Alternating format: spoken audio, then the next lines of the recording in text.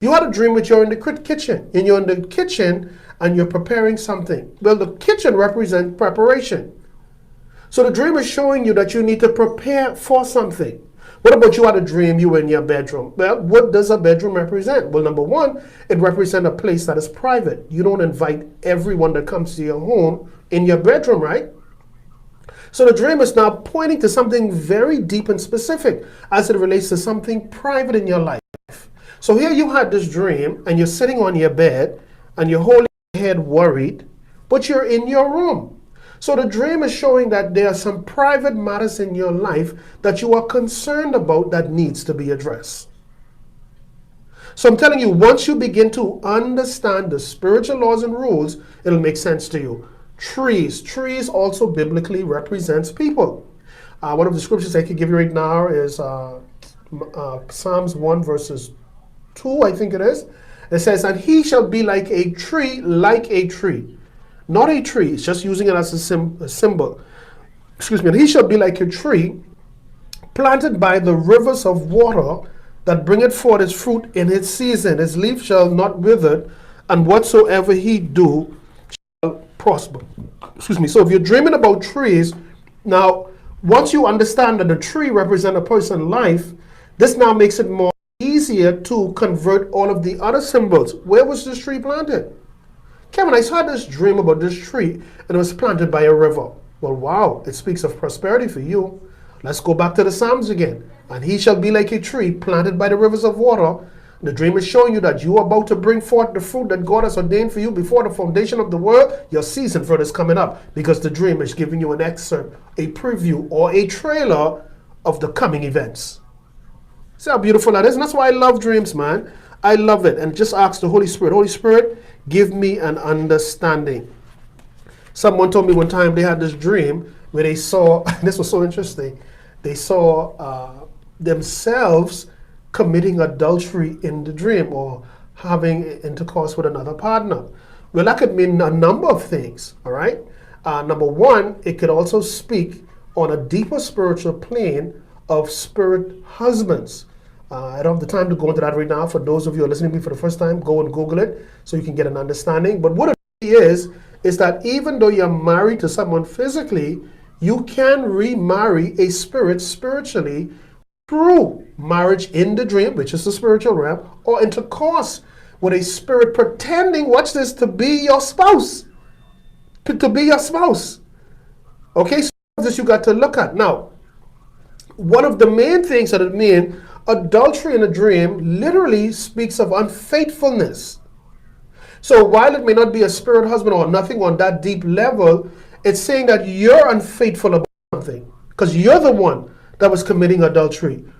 And it is not just limited to you being unfaithful in just physical things. You could be unfaithful in your commitment to God. So it speaks about spiritual unfaithfulness. Okay? I had people say to me, Kevin, I had a dream, and boy, look, I don't even know how to tell you this. I dreamed where I was a homosexual. And you know, I ain't like that.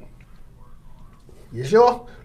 Anyway, so I said, no, I mean, again, while in a literal sense, if it's a straight dreamer, as well as symbolic, it could mean that. But for the most part, it is speaking on a higher level than just the literal sense of it.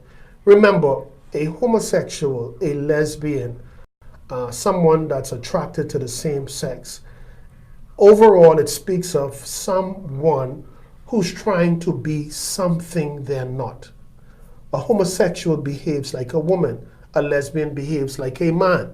So the dream is saying, you sir, you ma'am, you're not authentic, you're not real.